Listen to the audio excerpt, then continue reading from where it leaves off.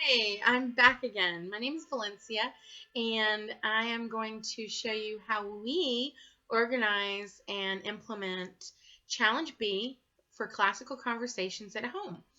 Now, if you saw my first video, I forgot to give you a little information about myself. I am a homeschooling mom of 10 years. I have one blessed son who is going into his 7th year with classical conversations. He did foundation, 3 years of essentials, challenge A, and now we're going into challenge B. Our homeschool CC community did not have challenge before our group. It was just not a lot of challenge age kids, and so we did not have a lot of those moms to learn from. And so last year we kind of had to figure it out ourselves. And I thought this year, especially when we went to orientation and some parents were a little, that had just started challenge, felt a little ill-equipped. And I thought, you know what? I'm going to make some videos and show you how we do it at home. And again, this is not an official CC how-to video. It's just one mom using Titus 2 methods to teach other moms, okay? So last video I talked about some supplies, and this video I'm going to show you how we organize our Challenge B guide or our Challenge B notebook. In the other videos, I talked about a couple of things. One, the copies we're going to make, okay, and those will go in the binder. And also our dividers, okay, and we had two kinds. We have this is a plastic kind with a pocket. It's a little more durable, and these are the subject dividers. And then we had these, and these are paper, not quite as durable, but these are the sub dividers, okay, and we'll show you how we use those in here. Okay, this is our 3-inch binder, okay, and again, I showed you that in the supply video. You've got your easy touch, okay. D-ring makes it really nice. Everything lays on one side and a lot nicer. Okay, so we put front cover in the front so we know which one, especially that's great if you have more than one challenge kid. You don't pick up challenge A for your challenge 1 child. We have our cover page on the inside. I talked about the important pages that we have here. This is our week schedule. On the back is the contact information for our particular community.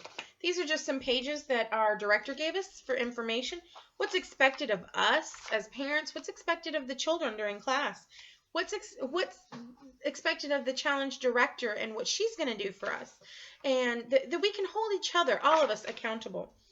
Then we have all that interesting information at the beginning, all the articles that Lee Bortons has provided us for use and the classical method, and explaining the method and sometimes the madness that is homeschooling.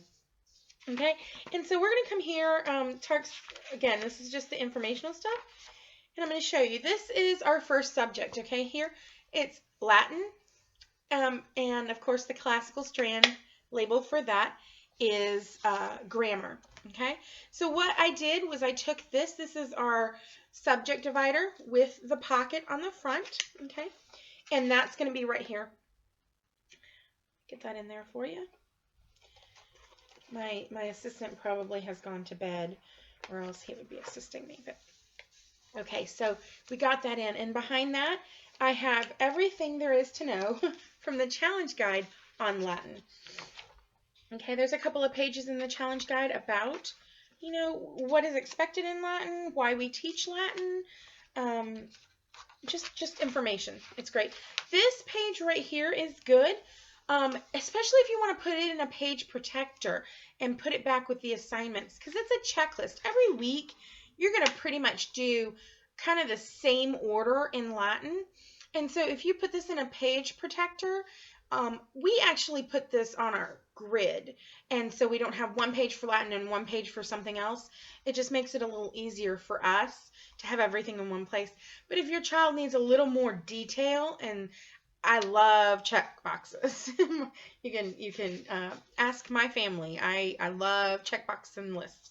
So for me, I would want a copy of this every week. For my son, he just wants all the subjects together on one page.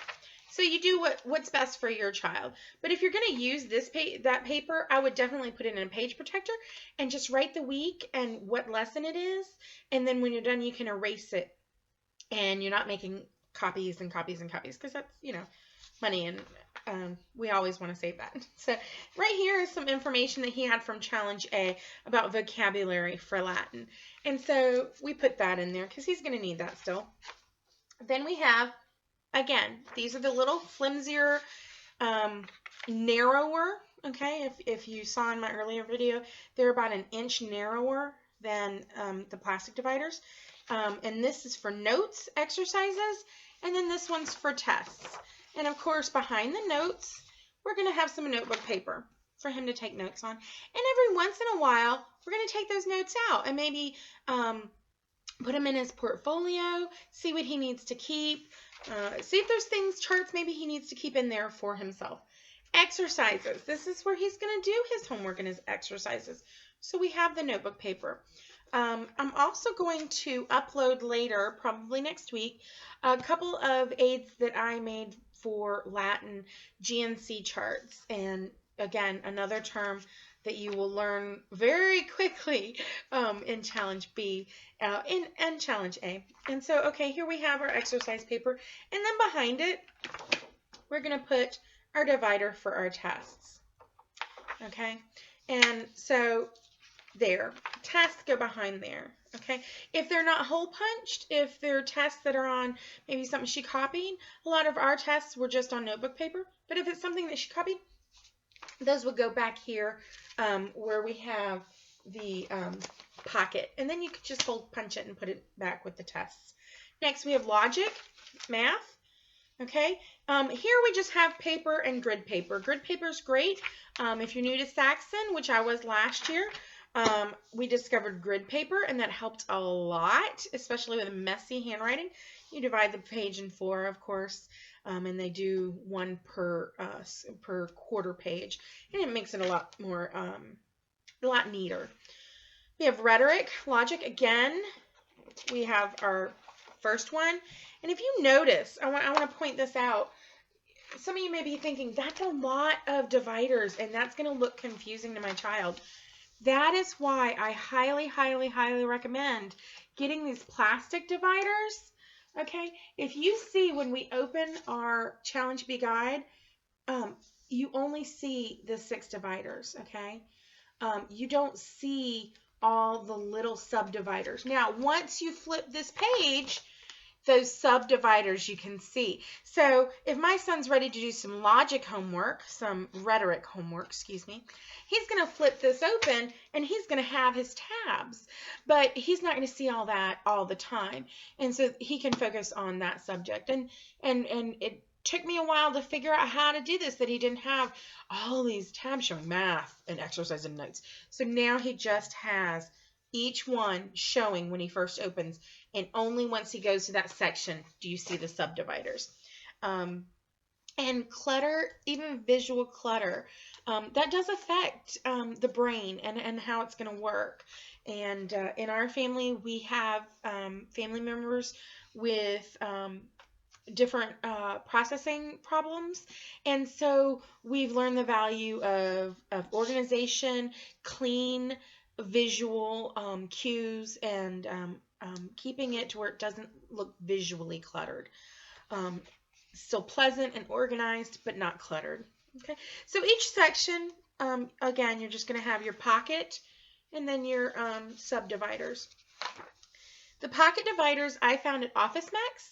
I want to say they were about $6 for a 5-pack. But again, these can be used year after year after year. These are plastic and durable. These, $1 for a 5-pack at Walgreens. And I mean, you could spend more, and then yeah, they would be reusable year to year. It's up to you. But again, I highly, highly recommend these subject dividers be much wider than the sub-tab dividers. Again, the visual, the visual clean lines and cleanliness of it will help. Okay, so back here, last thing I'm going to go over.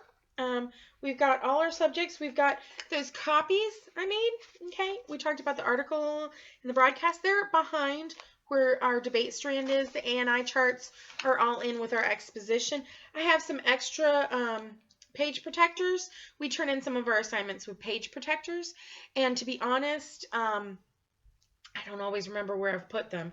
So if I put some in here at the beginning of the year, he won't be bugging me at 9 o'clock at night at bedtime that he needs a page protector for tomorrow. Last, I went ahead and used those cheap dividers back here because really you're only dividing 1 or 2 pages. And these are week by week, 1 through 15. Okay, and then I'll use them again for the spring semester. This is all the week by week assignments. Okay. It's just easier for me when I go to make our lesson plans, or if he asks me a question, what do I need to do in that? I can say, look on week 2, and he can just flip that tab right there on week 2. Oh, okay, that's what I'm supposed to do in Latin. Okay, that's what I'm supposed to do in science. They're the more detailed lesson plans that you're going to really build your day around. Okay, so that is how we organize our binder here at La Casa de Tupper, and it has worked well having just the one binder and not several. He does have a couple of binders he has a binder for Discovering Atmos and a 3-ring binder for the mock trial notebook, but those are just the books themselves. So if you have any questions, my email is valenciafl@gmail.com. There's probably going to be a link below these videos somewhere, and you can contact me. And have a wonderful, blessed homeschool year.